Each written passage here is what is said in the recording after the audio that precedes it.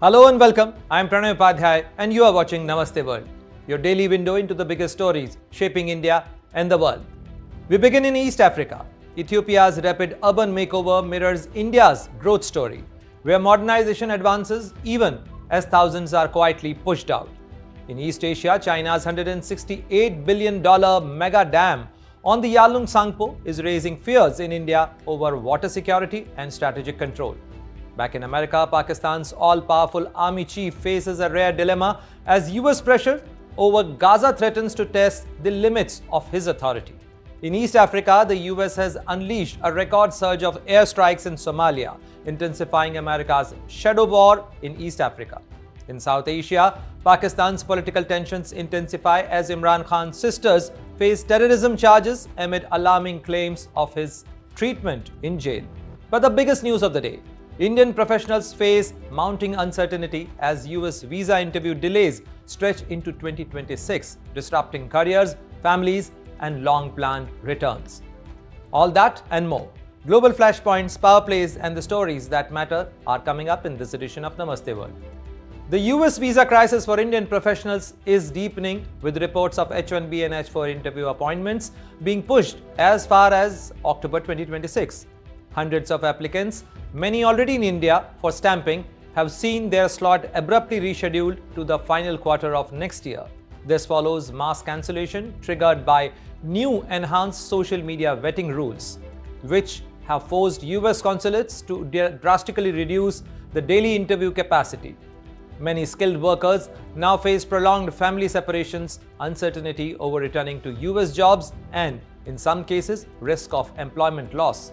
Immigration experts advise affected applicants to negotiate remote work options with employers where possible, while documenting all changes carefully. The US consulate in Hyderabad says it regularly adjusts appointments based on resources and will notify applicants directly of any shifts. As frustration mounts in expat community, hundreds of Indian tech professionals say their careers and family lives remain in limbo with no clear end in sight to the delays. In a major escalation of legal action in Pakistan, police have booked former Prime Minister Imran Khan's sisters under anti-terrorism law over a sit-in protest outside Adiala Jail. An FIR was registered in Rawalpindi against Alima Khan and Noreen Niazi, along with several PTI leaders and supporters including Salman Akram Raja. Authorities say at least 14 suspects were arrested on spot last night, with efforts continuing to nab others. Imran Khan has been jailed in Adiala since August 2023, facing multiple cases since his ouster in 2022. In a shocking revelation, Khan's sons, Qasim and Suleiman, said in a TV interview that their father is enduring solitary confinement for more than 2 years, drinking filthy water and surrounded by inmates dying of hepatitis. They described it as a psychological torture in a so-called death cell and fear that they may never see him again. The case highlights ongoing political tensions in Pakistan. Ethiopian cities are transforming fast, with gleaming corridors and promises of modernization. But beneath the bulldozers lies a troubling pattern, where development means displacement and progress is built by erasing poor communities. As Ethiopia mirrors urban stories seen in India and beyond, a deeper question emerges: who truly has the right to the city? Here is a report by Farhan Khan.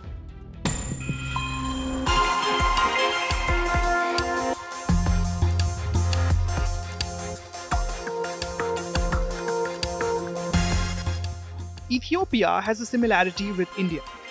Ethiopia's cities are being remade at breakneck speed. Streets are widened, shiny corridors unveiled, and modernization dominates official speeches. But beneath the fresh paint and bulldozed roads lies a harsher reality, one where progress is built by pushing people out.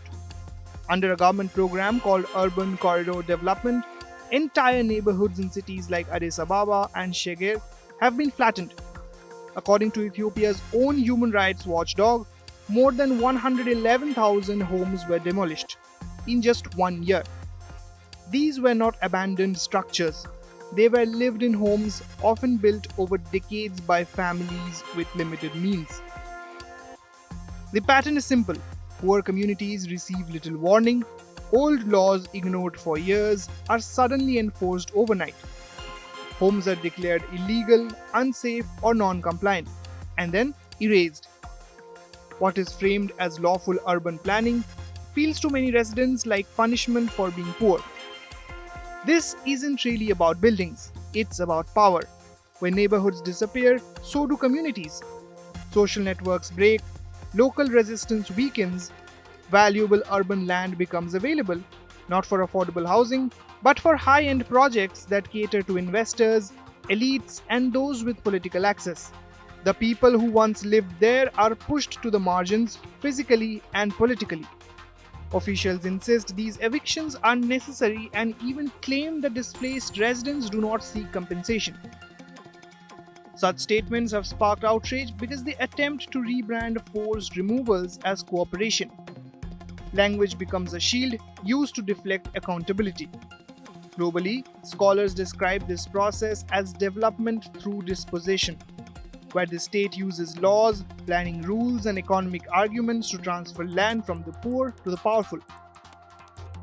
Ethiopia's case fits this pattern closely. Demolition is not a side effect of development. It is the mechanism that makes elite-driven development possible.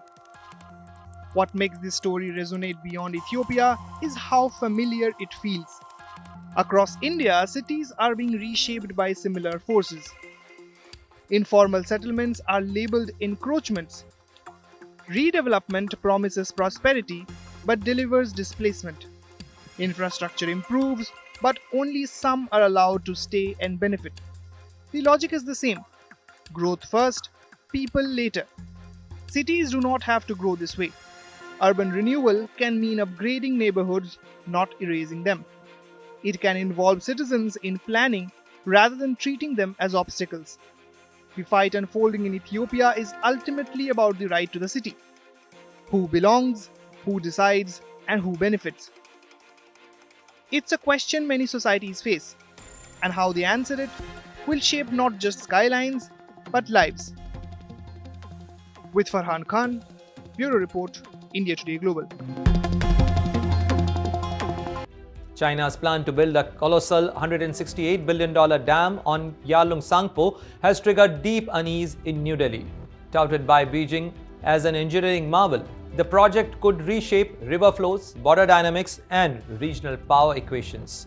As secrecy surrounds the dam, should India brace for a new form of water warfare? Here is a report by Rudrashish Kanjilal.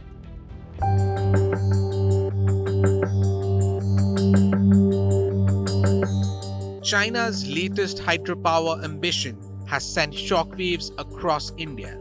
A $168 billion dam on the Yarlung Tsangpo, which becomes the Brahmaputra downstream, is being called the mother of all dams in Beijing.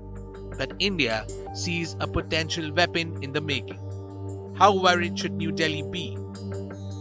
China's mega dam project in Tibet remains shrouded in secrecy. CNN reports the lack of transparency has left India uneasy, with officials closely monitoring developments along the river that supports tens of millions of people in India and Bangladesh.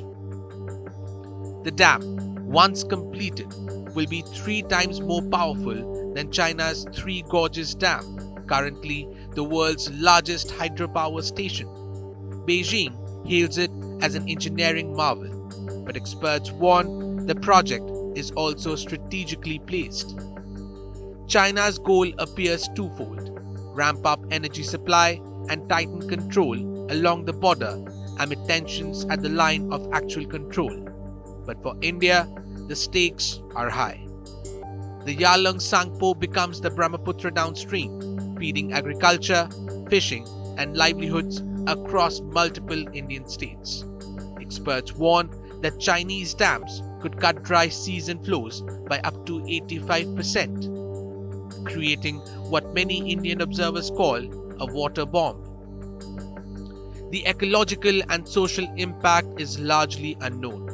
CNN highlights that studies on the downstream ecosystem, from farming to fisheries, remain insufficient.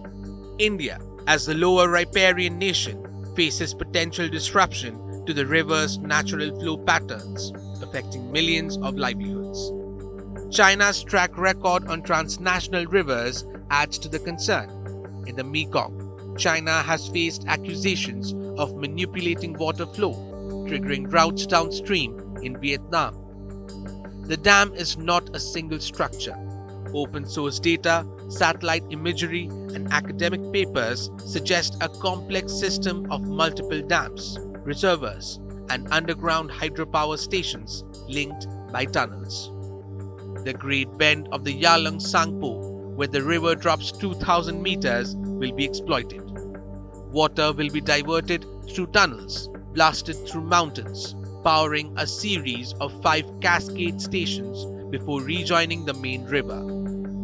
Reservoirs near Mainling City and upstream will regulate the flow, giving Beijing significant control over downstream water supply. India is not sitting idle. Reports indicate plans for at least 208 hydroelectric projects across the Brahmaputra basin. State-backed NHPC is preparing a massive 11,200 megawatt dam on the same river, potentially countering China's project. Arunachal Pradesh alone holds 52.2 gigawatts of untapped hydro potential, and the broader Brahmaputra basin accounts for over 80% of India's untapped hydro resources. The river has become a strategic chessboard, with both countries racing to secure energy, control, and influence. A $168 billion dam, 3 times more powerful than the world's largest, on a river that sustains millions downstream. With secrecy and strategic stakes high, India watches nervously.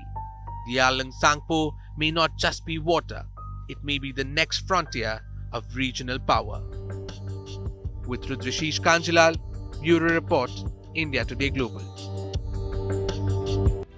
Pakistan's all-powerful army chief is heading back to Washington, D.C. as Donald Trump pushes a controversial Gaza plan.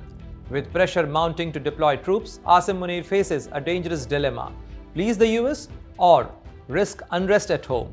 Can he do both? Here is a report by Jyoti Shukla.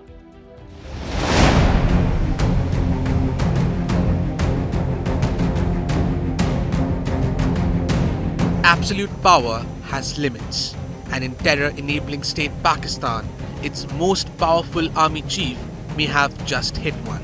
Field Marshal Asim Munir's tightening embrace of US President Donald Trump is turning into his biggest political dilemma yet. Washington is pushing Islamabad to contribute troops to a proposed Gaza stabilization force, part of Trump's controversial 20-point plan for post-war Gaza. The idea is simple on paper: deploy forces from Muslim-majority countries to oversee security, reconstruction, and economic recovery in a territory shattered by years of Israeli bombardment. In reality, it is anything but simple. Reuters reports that Munir is expected to travel to Washington soon for yet another meeting with Trump, his third in just 6 months. The agenda? Gaza, and possibly Pakistan's soldiers on Palestinian soil. For Munir, this is a political minefield. His outreach to Trump has been deliberate. After years of mistrust between Washington and Islamabad, Munir rebuilt ties quickly. Capped by a rare White House lunch where Trump hosted Pakistan's army chief without any civilian leaders present, it was a symbolic reward and a signal of who truly runs Pakistan. But that closeness now comes with a price. Trump wants results, and analysts say refusing Washington may come at a cost. If the Pakistanis decline to be a part of this mission, then that might disappoint Trump, and that could be a problem for Pakistan, given that it's very clear that Asim Munir, not just Asim Munir, but I'd say the civilian and military leadership on the whole, are very keen for the U.S. to invest in Pakistan and to provide security assistance, which has largely been suspended for some time. Experts warn that if Pakistan refuses to join the Gaza force, Trump could be disappointed, a problem for a leadership desperate for US investment, financial backing, and renewed security assistance that has largely been frozen. At the same time, sending Pakistani troops into Gaza could be politically explosive back home. Pakistan is the world's only Muslim nuclear power. Its military is battle-hardened and experienced in controlling or training terrorists, and has fought multiple wars with India. However, despite losing all wars, including this year's 4-day conflict in May, Pakistan remains of interest to Trump, as the United States believes it can exert leverage and influence Islamabad's security behavior. But Gaza is different. Any role seen as aiding Israel, directly or indirectly, risks igniting fury among Pakistan's deeply pro-Palestinian public. Islamist parties retain serious street power. Thousands can be mobilized within hours. One hardline anti-Israel group was banned only months ago, its leaders jailed and assets seized, yet its ideology remains alive. Add to that supporters of jailed former Prime Minister Imran Khan, many of whom already see Munir as the face of authoritarian overreach. That risk, analysts warn, should not be underestimated. There is a risk of religious hardliners reacting negatively. It's very clear that groups like TLP and others are very opposed to Israel on the whole and to its policies in Gaza and so on. So if Asim Munir deploys troops to Gaza, it'll be very clear to these religious hardliners that this means a level of engagement with Israel. They'll be very unhappy, and I do fear that they could take to the streets. It could lead to violence, that which is not what I think that the military would like to see. Munir now heads not just the army, but effectively the entire defense apparatus. His term runs until 2030. He holds the lifelong title of Field Marshal, and under recent constitutional changes, he enjoys immunity from criminal prosecution. Analysts describe this as unprecedented, unbridled power. Power, some argue, unseen in Pakistan's history. We've seen what I would argue to be unprecedented changes to Pakistan's constitution that have resulted in what could best be described as the unbridled power of Asim Munir. And I think that it would be hard to imagine any time in Pakistan's history when you had an individual leader, an individual military leader with this type of clout. Yet, even absolute power has limits. Pakistani officials have tried to hedge. Foreign Minister Ishaq Dar has said Pakistan could consider peacekeeping, but disarming Hamas is not Pakistan's job. That distinction may not satisfy Washington. So Munir is stuck. Say yes to Trump and risk unrest at home. Say no and jeopardize his carefully rebuilt relationship with Washington. For a man who has consolidated power like no other in Pakistan's history, Gaza may prove to be the one test he cannot control. With Jyoti Shukla, Bureau Report, India Today Global.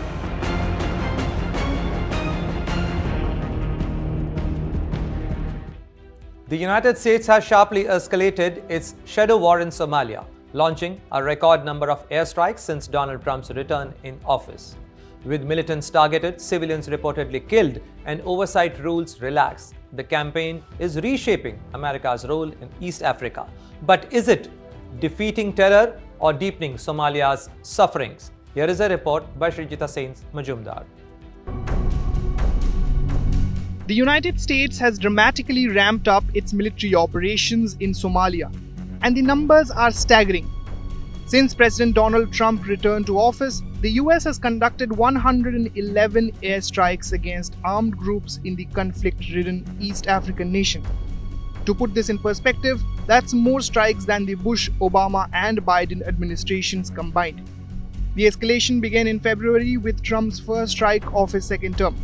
Just months later, a senior US Navy admiral claimed the military had carried out what he called the largest airstrike in the history of the world from an aircraft carrier. That's a dramatic shift from how previous administrations handled operations in Somalia. The most recent strike happened on December 14, about 50 kilometers northeast of Kismayo, targeting members of Al-Shabaab, the Somali armed group that's been fighting the government since 2007. So, who's being targeted? primarily two groups. First, Al-Shabaab, an Al-Qaeda affiliate that controls large areas of south-central Somalia. And second, ISIS in Somalia, a smaller group with around 1,500 fighters concentrated in the northeast. This intensified campaign is happening because War Secretary Pete Hegseth reversed Biden-era restrictions that required White House approval for strikes outside war zones. Now, AFRICOM commanders have much greater authority to launch attacks on their own. More than half of these strikes have supported Somalia's autonomous Puntland region in its fight against ISIS Somalia. The remaining operations focus on Al-Shabaab's advances in the south, where Somali government forces have faced serious setbacks this year. One massive operation in February saw 16 fighter jets launched from the USS Harry S. Truman, dropping 60 tons of munitions on cave complexes in the Golis Mountains. That strike alone killed 14 people. However, the intensified operations have raised significant concerns regarding civilian casualties. According to investigative reports, US airstrikes and Somali forces resulted in the death of at least 11 civilians, including 7 children, during a November operation. While the US military has confirmed conducting these strikes, officials have declined to address the reported civilian deaths. More troubling still, the military has recently discontinued the practice of providing civilian casualty assessments in its operational announcements. Somalia's war with armed groups killed over 7,000 people last year, making it Africa's third deadliest conflict. Adding to the controversy, Trump recently launched verbal attacks on Somali immigrants in Minnesota as federal authorities prepared a major immigration crackdown targeting hundreds of undocumented Somalis.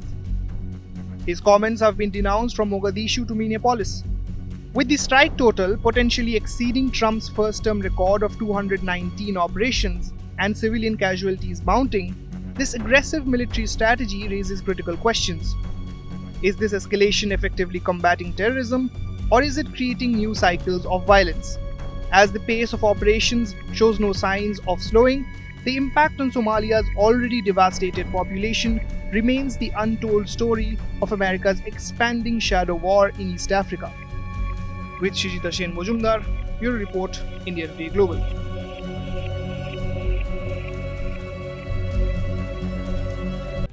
As we wrap up today's show, here is a quick look at the top stories making waves around the world. EU leaders meet in Brussels to decide whether frozen Russia assets can bankroll Ukraine's war efforts, risking legal battles, political rifts, and Moscow's fury. China condemned Washington's Venezuela oil blockade as unilateral bullying, backing Caracas diplomatically while avoiding clarity on any concrete support or confrontation with the United States. Ukrainian drone strike hit Russia's Rostov region overnight, killing 3 people, including cargo ship crew members, and injuring several others, officials have said. And that brings us to the end of today's edition of Namaste World. From breakthroughs in technology and businesses to political developments and natural disasters. Stay tuned as we bring you the latest updates, key developments, and more from New Delhi to New York. See you again tomorrow, right here at the same time on Namaste World.